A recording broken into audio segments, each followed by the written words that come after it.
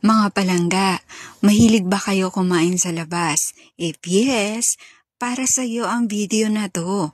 Meron akong kakilala, hindi lang basta kakilala, malapit sa akin tong taong to. Kaya nga niya naikwento sa akin At para na rin, warningan ako. Nagtatrabaho siya sa isang sikat at mamahaling resto sa Makati. Ang mga kumakain doon, mga mayayaman, mga influential person like celebrities, politician, mga may pangalan sa bayan. Yung ibang mga mayayaman daw kasi, sobra talaga namamahiya, naninigaw, kunting kamali mo lang, yung parang ganun.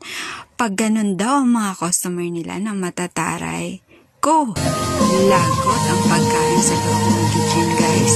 Especially yung may sabaw, may sauce. Dinuduroan nila yan, guys.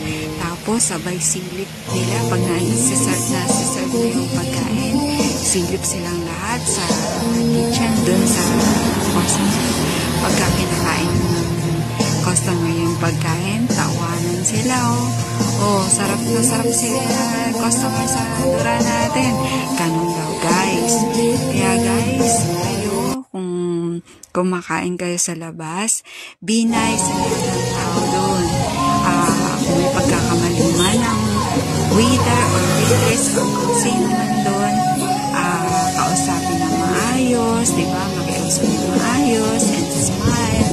Ganun lang, guys, para hindi balahurayin ang ating pagkain. Be nice and be good always.